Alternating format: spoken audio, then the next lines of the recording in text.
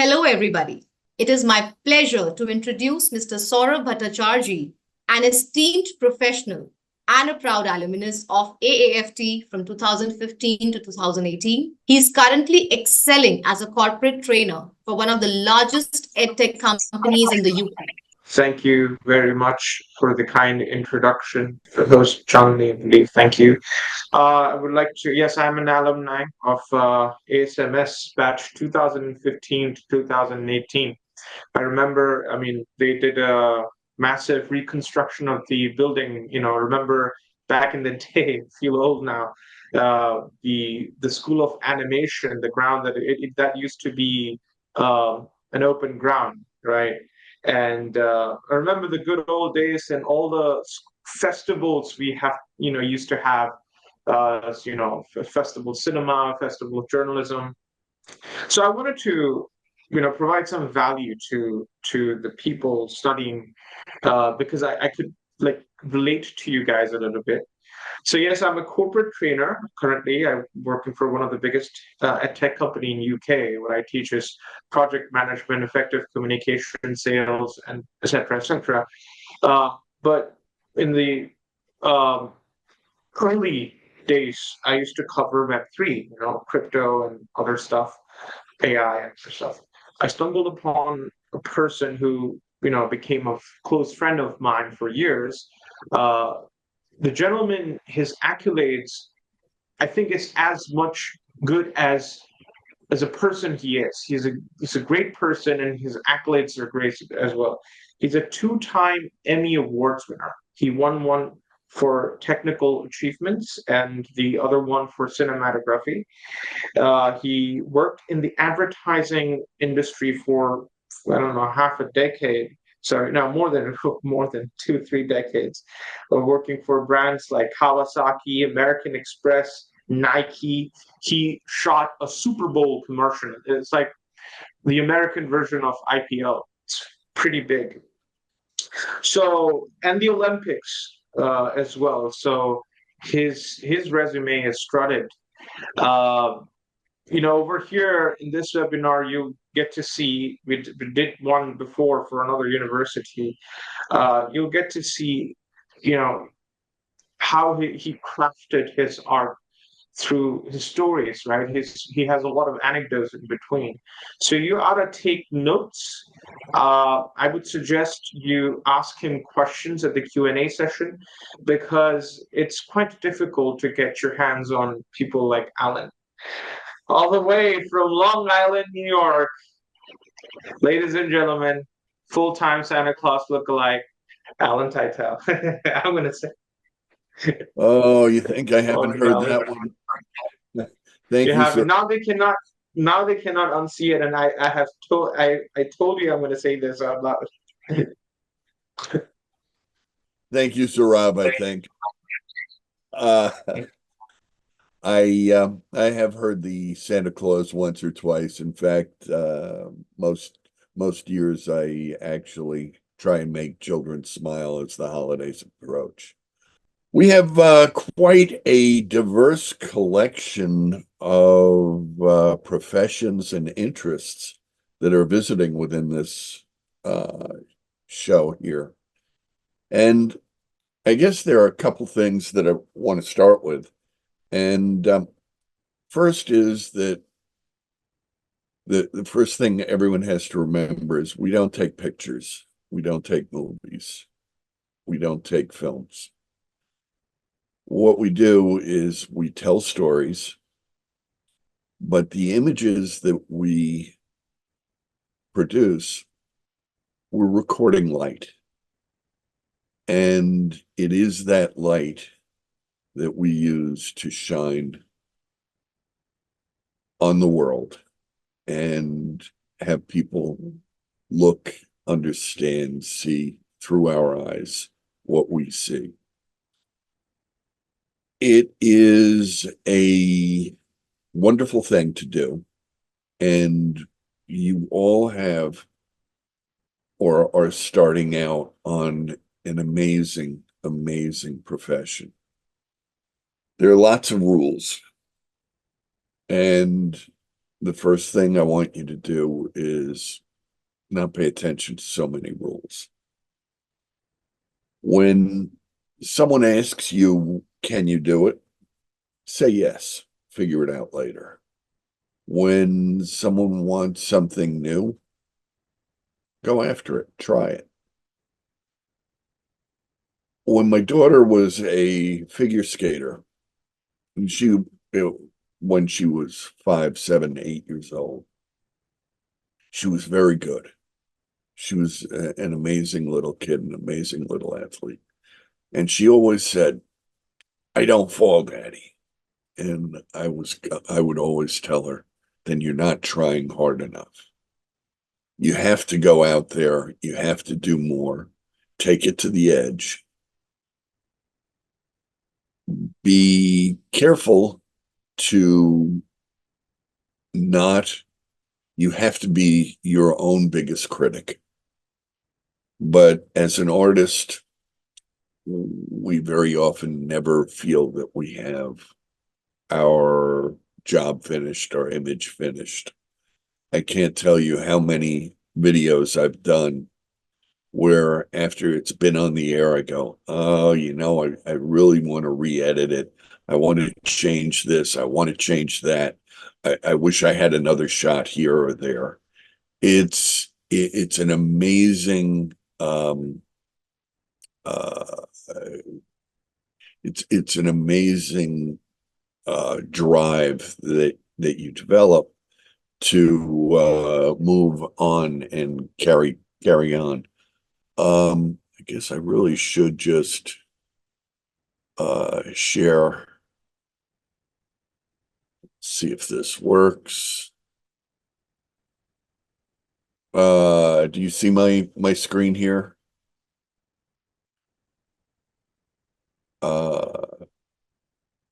I hope that you can see the the um the biggest honor that I had was in my first major production.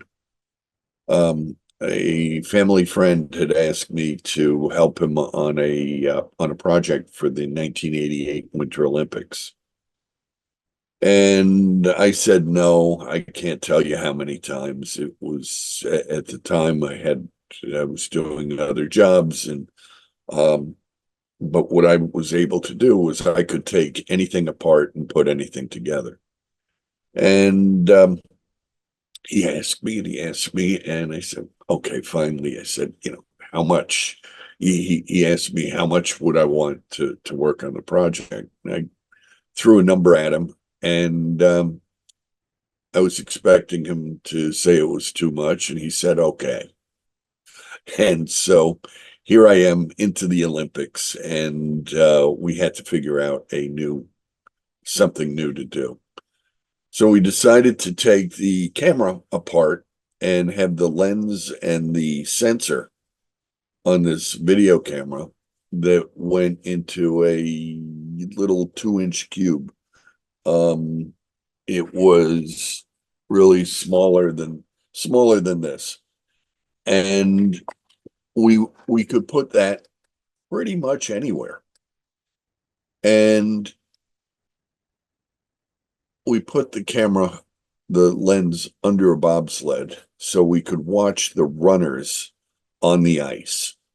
We had an engineer that was part of our group, and he said, you're never going to use that shot. They're never going to use it. We said, well, why wouldn't they use the shot? He said, well, because they never used the shot before. And our little crew, we scratched our heads and we said they never had the shot before. He said, well, you see, that's why they never used it before. Be inventive, go out and create and grab and do the things that you enjoy. You're going to find through your career that people will sort of pigeonhole you in what you're doing. You're a wedding photographer, a wedding videographer, or you are a filmmaker, or you are a commercial artist or a commercial photographer. But each one of these things has takes an incredible amount of skill. And the most important part of the skill is working with people, knowing people, understanding people. It becomes very, very difficult. Not difficult.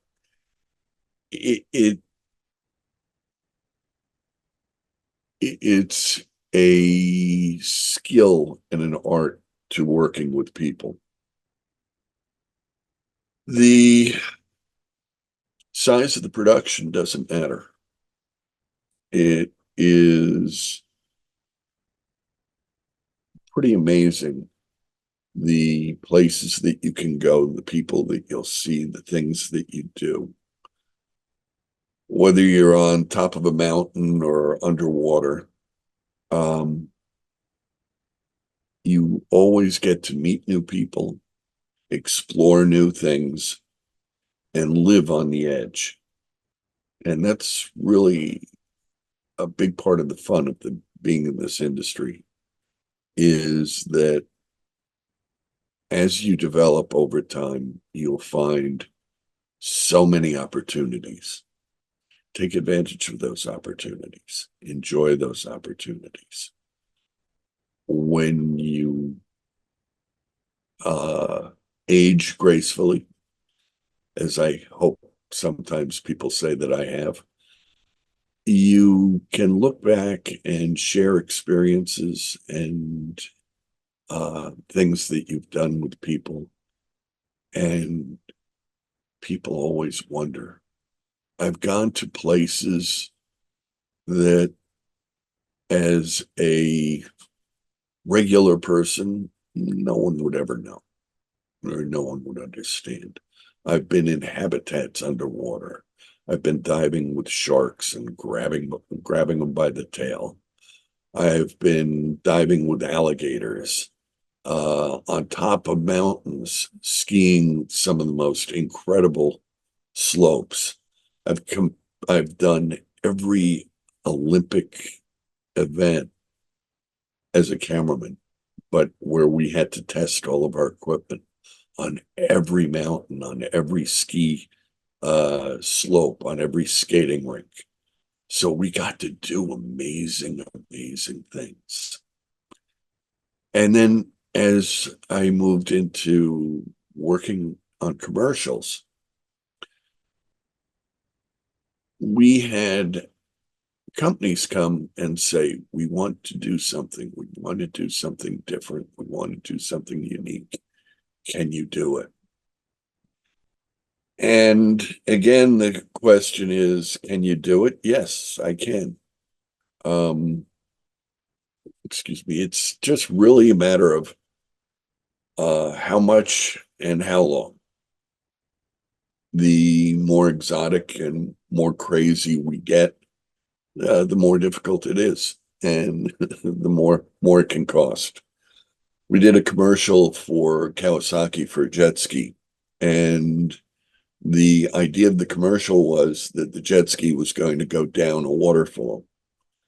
But we were in a room full of lawyers, and the lawyers went, no, we're not doing a jet ski going down a waterfall because someone's going to do it and they're going to sue us. So my boss and I looked at each other and said, well, why don't we just go up the waterfall? And the lawyers looked at us and they said, you're crazy. Yes, we are. But can you do it? And we said, yes, we can. So we set out and we shot all the background plates on a waterfall in Canada. And we got these wonderful pictures, but we had no idea how we were going to make the jet ski go up the waterfall. It took us weeks to figure it out. And we finally set up our own pond, and we had outboard motors and fire truck hoses and airplane propellers blowing air so that we could make this horizontal water match the vertical water of the waterfall. And then it was easy, just put in a simple wipe and the video, it matched. It looked really wonderful. So I implore you to be creative, to say yes, to not believe that it can't be done, because it can be done. This video here, I hope that you can hear it, is a video that we did for a Super Bowl commercial for American, no, that was for Merrill Lynch. This is the US #1 bobsled team. For most of any of the footage that you see that was on board, I was the #2 man in the bobsled, controlling cameras that were on board, shooting most of this.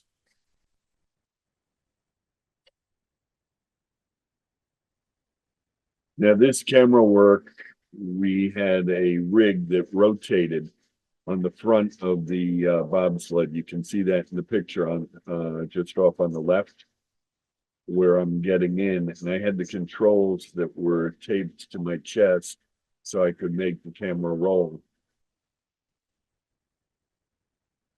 We did it with compressed air to drive the roll on the camera. It was a lot of fun, and it was a privilege and something that very few people in their lives have ever done. But I was lucky to have been tasked with building the bobsleds and then using them for photography. It was quite an honor, and I'm very proud of the results that we had. Commercials were always after our Olympics, the commercial business took off, and we were doing commercials for a lot of the major companies in the US. And I was telling you about going up the waterfall. Well, this is my commercial reel from many years ago. I haven't done any commercials in a number of years, but this is the commercial reel where you'll see us going up the waterfall.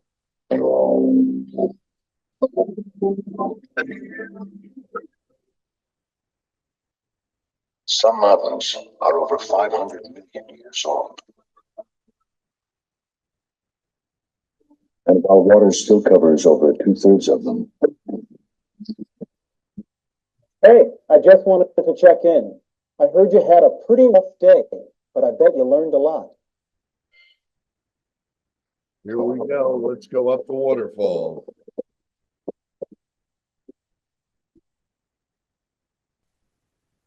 This poor guy crashed for us. I can't tell you how many times, because our camera was unstable on the sled.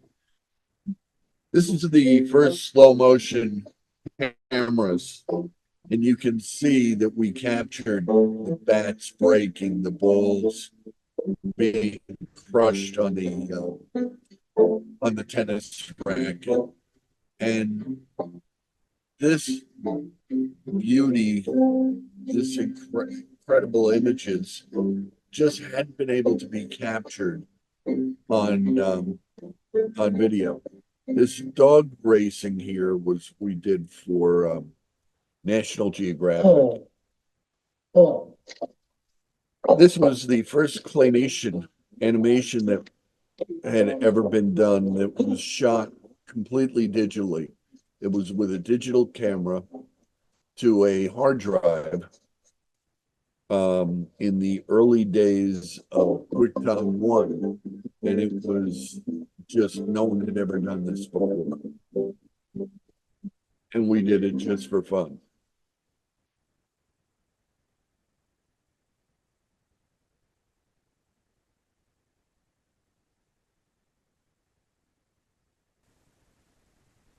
That was all done while I was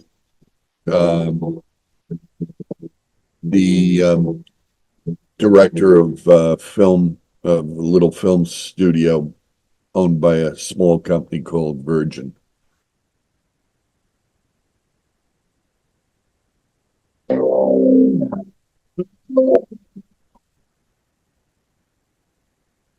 So in my career, I've gone to a lot of places and done a lot of things. I think I mentioned to you earlier. What you see here are just some other kind of crazy things I've done over the years. The dinosaur you see to the right was while I was working. I worked as a volunteer, and we dug this dinosaur up out of the ground in Florida. It's a giant sloth, and we assembled him, and they built a museum around him.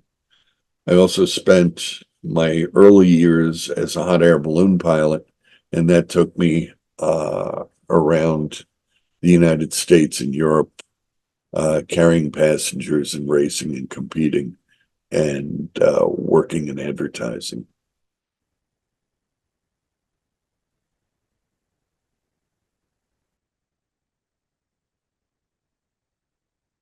I've been so lucky through my career and through my life. As I told you, I've been able to do so many things in so many places. The cost of your equipment, the tools of your trade, have come down so far, so much, that now any artist should be able to get the tools that they need to be able to step up and be creative and actually produce commercially viable projects. Unfortunately, I had moved away from the studio that I had, but in my studio over the years, most recent years, I had a camera that originally cost $150,000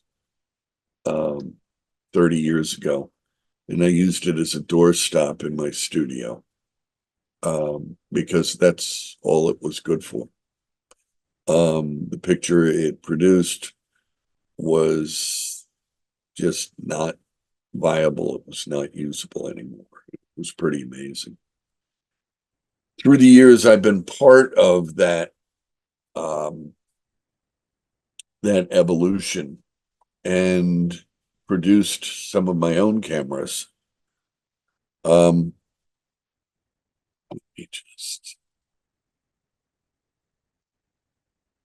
So over the years, I produced a small camera that competed with the GoPro.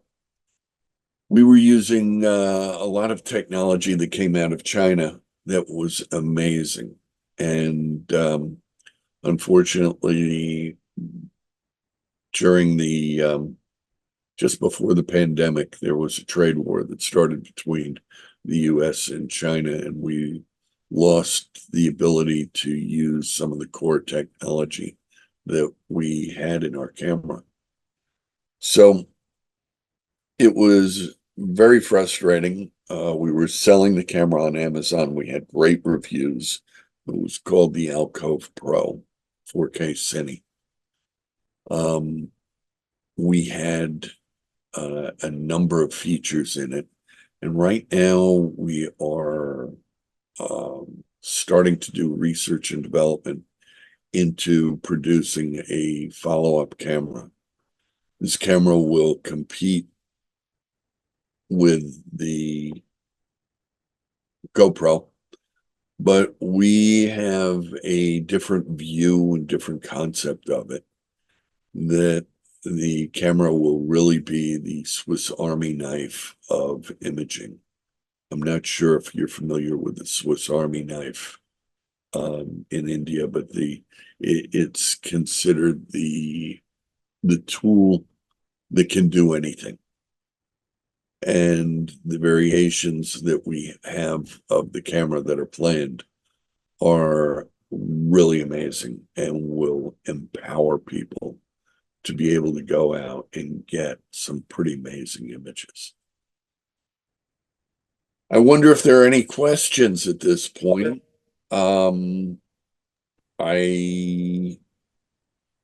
Is there anything that I can answer before I go on? Hi, Alan. I think it was such a valuable session. It was so informative, and I want to thank you for all the valuable insights we have got to know about filmmaking, about production, about cameras, about so many things. And yes, we have questions pouring in from all our attendees. So one of the question here which has come up is, how can we be precise in our videos that we create? Be precise. I'm not sure that How can the videos be informative, at the same time being precise and, very compact? How to Yeah, make that happen? I think that what people have to understand, and I neglected to touch on that, and that is a very good question, is that as a cinematographer, as a videographer, even when you're shooting stills, we are storytellers. Hmm. And as a storyteller, when you set out, you have to be aware of the beginning, the middle, and the end. What is it that you're trying to communicate to people, and how are you going to get there?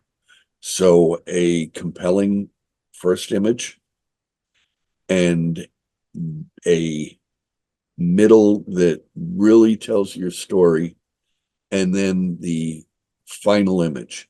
Now, it doesn't matter if it's a 90-minute video or a 30-second commercial. And in fact, being able to tell the story in 30 seconds or 3 minutes is much, much more challenging and takes a lot more skill than doing a 90-minute video.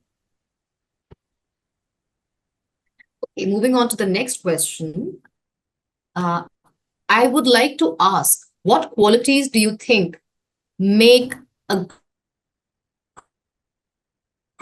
great cinematographer beyond technical skills?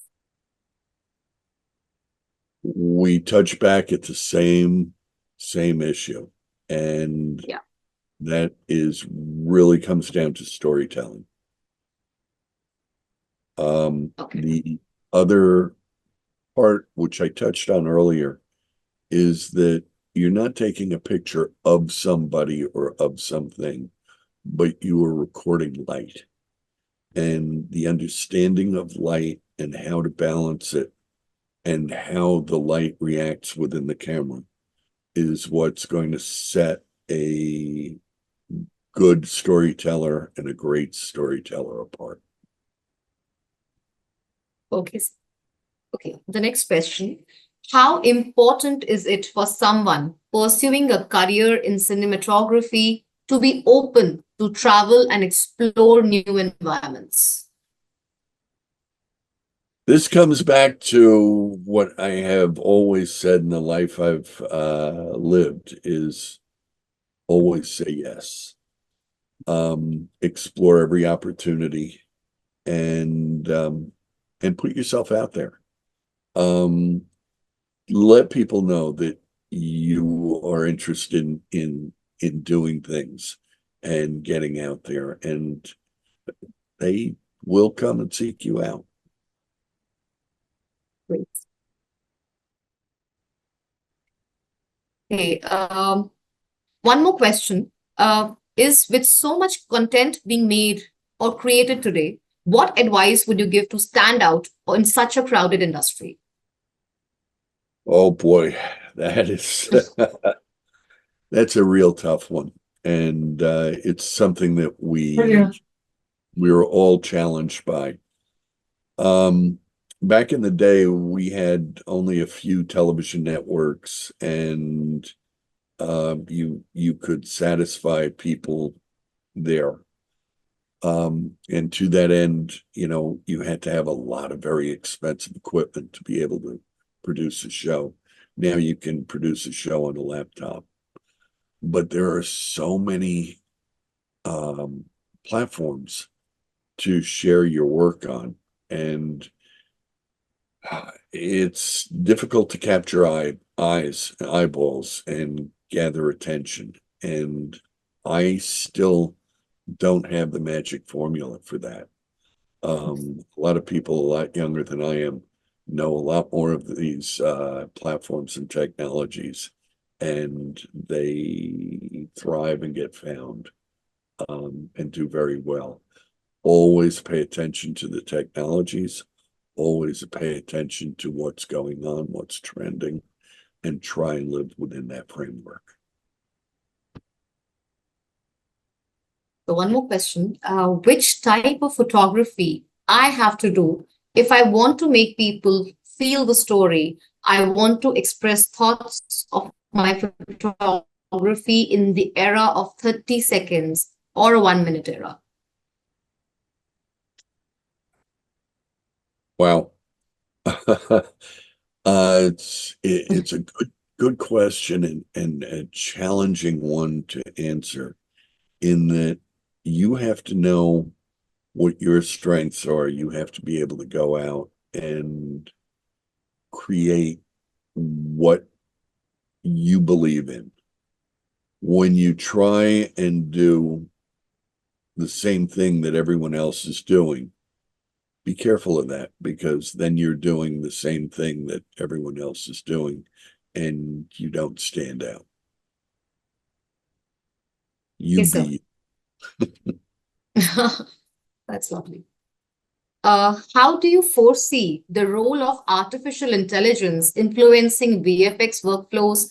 And do you think it will augment or replace traditional techniques? I want to say that AI will augment traditional techniques, but I will also tell you that it is a scary concept.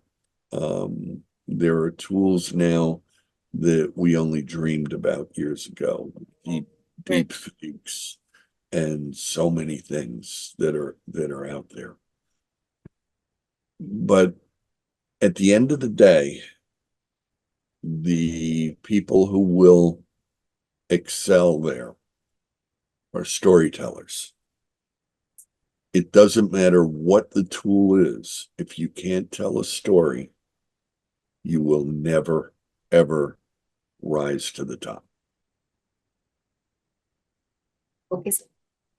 Sir, a student wants to know your thoughts on composition. What are your thoughts related to composition in filmmaking? Composition is part of the art of storytelling, because as you develop the picture and the image, your goal is, again, to be able to tell the story. And it doesn't matter if it's a camera like this big or a camera that's the size of a refrigerator. The common thread through all of those cameras and all of the lenses, whether they're a $20 camera kit special or a $200,000 lens, you are always working on the composition. No one cares really, and no one will ever ask you, wow, I love your work. What is the camera? They're going to look at your work, and the composition is what sells it. Okay, sir. One more question, sir. I have a question. Please guide us on how a filmmaker can build connections in the industry. It's pretty much like anything else. You have to get out there. You have to shake hands. You have to be seen. The part that is different now than was in years gone by is you have all of these platforms and everywhere where you have an opportunity to get seen, but it's also a challenge to get seen. So I think that being able to excel in social media, but then also to go and meet people in person. I think that a lot of the best deals and the best projects are done eye to eye, hand to hand, shake hands and move forward. Student wants to know about some commercial advertising strategies. Your thoughts on that?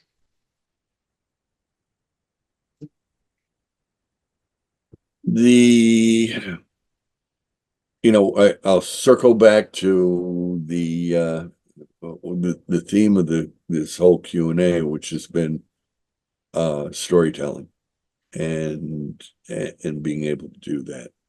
But the other part to it, and we can touch with composition, and also with equipment, it is to be able to create images that are unique and different, that stand out.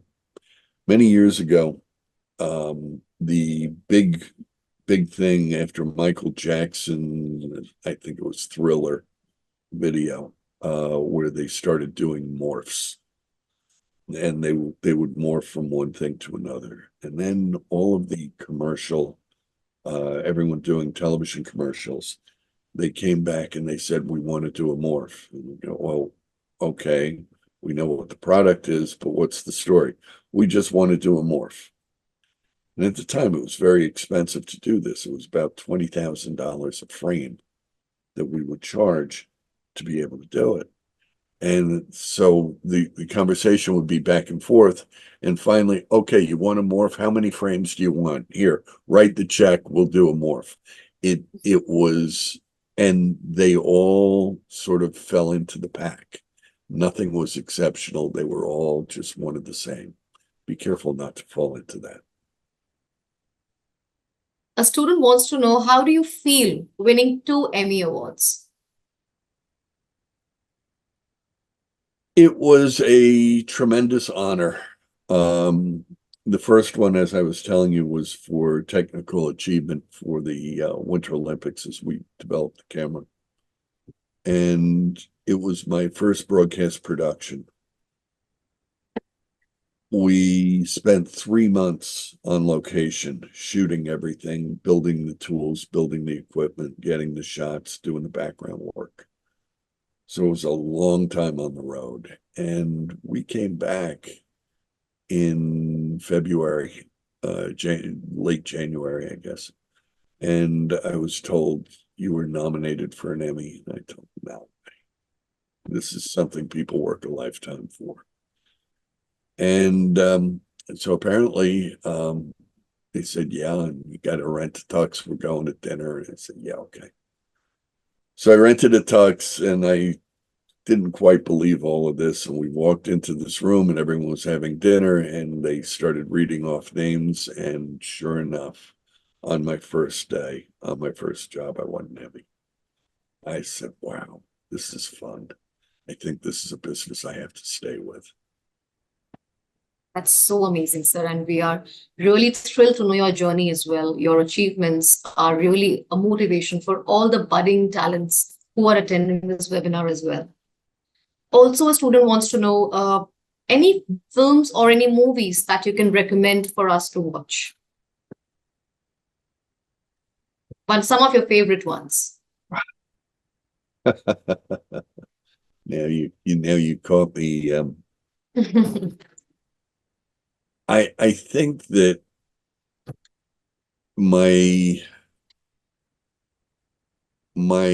hero in early times of film is Alfred Hitchcock. And I'm not a fan of horror films, but he was a master storyteller and a master visualist. Where every frame is planned and concepted, and he just was my hero. Great. For a student filmmaker starting out, what are the key skills or knowledge areas where they should focus on to stay ahead in the rapidly evolving world of technology?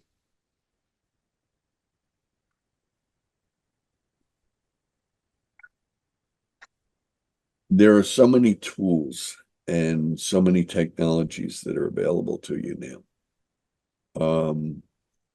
With a cell phone and a laptop, you can create a film that would hold up and look beautiful on a big screen.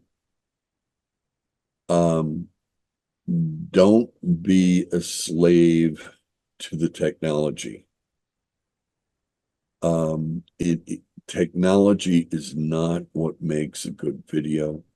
Technology does not make a good story. Technology is a tool that you use to communicate, and you use whatever tools you have available. Well, you have to remember that a hammer and chisel can make a pile of dust, or it can create a statue of David. It is not about the tool, it's about the artist. Great, sir. To really benefit them. So I think just few more questions. Is it important to follow industry filmmaking rules to make your own films? Absolutely not.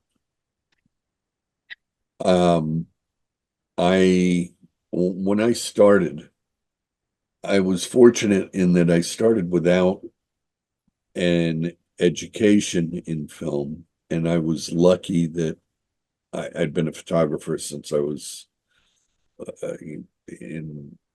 I had a darkroom in my teens. So I knew about imaging and creating. But I think that as I grew up in the industry, I learned the rules. And then I learned and I matched that with my talents and what I saw and the tools I had. And so by learning the rules, I also learned how to break them and what to break. And I guess in the beginning, I was lucky in that I broke them and people loved it. And as I became more mature, my ability to look at the rules and figure out what I could bend or break became an asset. So, what methods do you use to ensure accuracy and consistency in post-production? Accuracy, that's always a question. But accuracy and honesty are something that have left a lot of journalists, at least, and politicians. But the tools that are out there, I use Adobe Premiere, Adobe After Effects. They're amazing tools. They're a little on the pricey side. There is Vegas, which is a great tool. And now there are apps where you can edit a video on your phone. It's becoming really amazing. The one thing that you want to be able to, that you really need to pay attention to is use the highest picture quality that you can. Maintain that picture quality through. And there are free tools and there are expensive tools. But as long as you can maintain that, again, stick with the storytelling, stick with the image. Wait, so.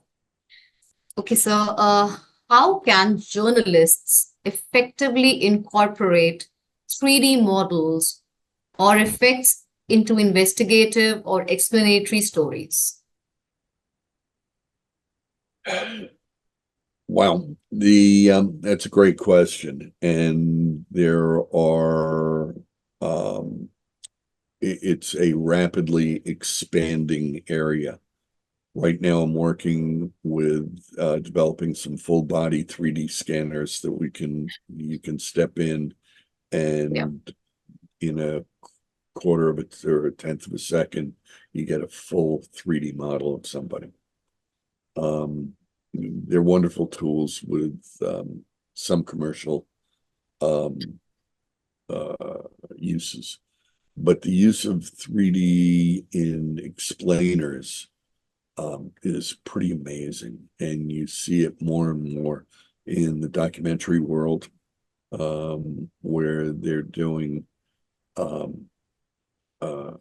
using the animations 2D and 3D to do things that are difficult to accomplish with a camera. So you have the ability to really enhance your story by using these tools. Be careful not to use the tools instead of the story. They need to be a part of it to enhance it. Great, sir. So just last two questions. Could you explain some key strategies for optimizing VFX simulations like particle system or fluid dynamics to balance quality and performance in real-time rendering environments, especially for game engines or interactive media? Game engines are amazing, and some of these game engines, I think, are going to be used to replace actors, and whole films can be done within the game engines. Particle effects are they're a blessing and a curse.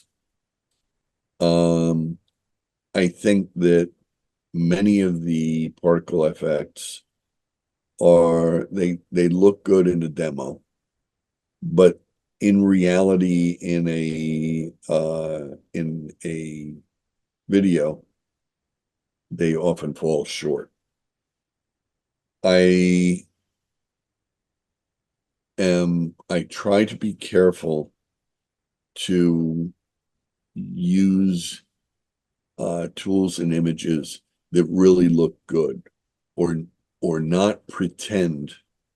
I don't want them to pretend that they're something that they aren't. Understand the limits of your tools.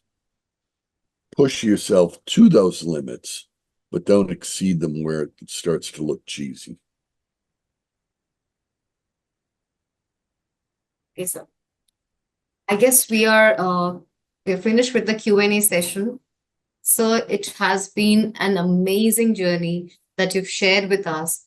It has been so motivating for all the attendees here. I want to thank you for giving us your time, your expertise, your experience that you've shared with us is really, really valuable. Thank you so much, Mr. Allen, for giving us this chance to attend your webinar.